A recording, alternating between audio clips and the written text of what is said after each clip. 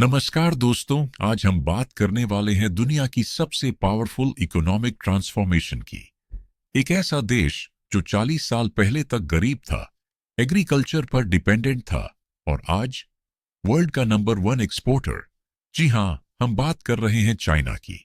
आखिर चाइना ने ऐसा क्या किया? कैसे उसने इकोनॉमीज ऑफ स्केल और हाई प्रोडक्टिविटी का यूज करके दुनिया के मार्केट्स पर डोमिनेंस बना लिया? और क्या वो फ्यूचर में दुनिया की नंबर 1 इकोनॉमी बन सकता है? चलिए इससे सिंपल और पावरफुल तरीके से समझते हैं। एक, टर्निंग पॉइंट 1978 रिफॉर्म्स। चाइना की कहानी का असली टर्निंग पॉइंट आता है 1978 में, जब लीडर डेंग शाओपिंग ने एक बोल्ड डिसीजन लिया। उन्होंने कहा, क्लोज्ड इकोनॉमी से ग्रोथ नहीं होगी, दुनिया के साथ ट्रेड करो। इसके बाद आई ओपन डोर पॉलिसी। इस पॉलिसी के अंडर चाइना ने फॉरेन कंपनीज को अलाउ किया, इन्वेस्टमेंट्स को अट्रैक्ट किया और स्पेशल इकोनॉमिक जोन्स बनाए। सबसे फेमस एग्जाम्पल है शेनज़ेन, जो एक छोटा सा फिशिंग विलेज था और आज एक ग्लोबल टेक हब बन चुका है। फॉरेन कंपनीज ने चाइना में फैक्ट्रीज लगानी शुरू कर दी और यही से चाइना बना global manufacturing hub. 2, economies of scale. China का मास्टर स्ट्रोक। अब आते हैं सबसे पावरफुल कॉन्सेप्ट पर, economies of scale. Simple language में, जितना ज्यादा प्रोडक्शन उतनी कम कॉस्ट पर यूनिट। चाइना ने इसी फॉर्मूला को एक्सट्रीम लेवल पर अप्लाई किया। यहां फैक्ट्रीज छोटे स्केल पर नहीं बल्कि मैसिव स्केल पर प्रोडक्शन करती हैं। Crores of mobile phones, lakhs of cars, tons of steel, कपड़े, इलेक्ट्रॉनिक्स। रिजल्ट क्या हुआ? रॉ मटेरियल बल्क में सस्ता, मशीन्स का better utilisation, transportation cost reduce और final outcome ultra cheap products. इसी वजह से दुनिया भर के मार्केट्स चाइनीज गुड्स से भर गए। 3, cheap labour plus high productivity. बहुत लोग कहते हैं चाइना सिर्फ चीप लेबर की वजह से सक्सेसफुल हुआ, लेकिन सच इससे काफी बड़ा है। चाइना ने सिर्फ सस्ती लेबर नहीं दी, उसने दी प्रोडक्टिव और स्किल्ड लेबर। वर्कर्स को ट्रेनिंग दी गई, डिसिप्लिन डेवलप किया गया, टेक्नोलॉजी यूज करना सिखाया गया।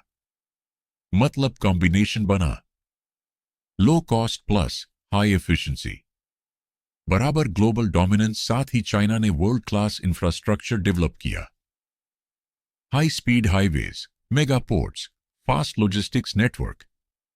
फैक्ट्री से प्रोडक्ट निकलते ही सीधा पोर्ट और फिर दुनिया के किसी भी कोने में एक्सपोर्ट। स्पीड ही चाइना की पावर बन गई। 4, complete ecosystem plus government support. China की सबसे यूनिक स्ट्रेंथ है कंप्लीट मैन्युफैक्चरिंग इकोसिस्टम। अगर आपको एक मोबाइल फोन बनाना है तो उसके हर part, screen, battery, chip, packaging सब एक ही रीजन में मिल जाएगा। इससे टाइम बचता है, कॉस्ट कम होती है, इफिशिएंसी बढ़ती है।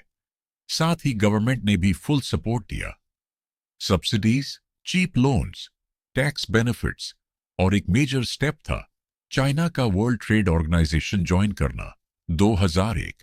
इसके बाद ग्लोबल ट्रेड के डोर्स फुली ओपन हो गए।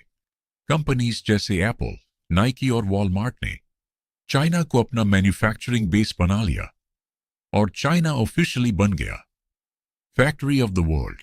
5, from cheap goods to tech superpower. आज चाइना सिर्फ सस्ता माल नहीं बना रहा, अब वो हाई टेक सेक्टर्स में लीड कर रहा है। इलेक्ट्रिक व्हीकल्स, कंपनीज जैसे BYD, टेलीकॉम और 5G, Huawei, solar panels, global dominance, lithium batteries, energy future control. अगर हम PPP, परचेसिंग पावर पैरिटी के बेसिस पर देखें तो चाइना ऑलरेडी दुनिया की सबसे बड़ी इकोनॉमी है और नॉमिनल GDP में भी वो फास्ट पेस से ग्रो कर रहा है। 6, चैलेंजेस अहेड। लेकिन पिक्चर इतनी सिंपल नहीं है। चाइना को फेस करने पड़ रहे हैं rising wages, ageing population, trade tensions with United States, supply chain shift to India and Vietnam. फिर भी चाइना की फाउंडेशन इतनी स्ट्रांग है कि वो अभी भी ग्लोबल लीडर बना हुआ है। तो दोस्तों, चाइना की सक्सेस किसी एक फैक्टर का रिजल्ट नहीं है, यह एक पावरफुल कॉम्बिनेशन है economies of scale, skilled workforce, strong infrastructure, government planning, export led growth, ऐसा ने चाइना को बना दिया वर्ल्ड्स मैन्युफैक्चरिंग किंग और आने वाले टाइम में शायद दुनिया की सबसे बड़ी इकोनॉमी भी। आप क्या सोचते हो? क्या इंडिया चाइना को चैलेंज कर सकता है? कमेंट में जरूर बताना। धन्यवाद।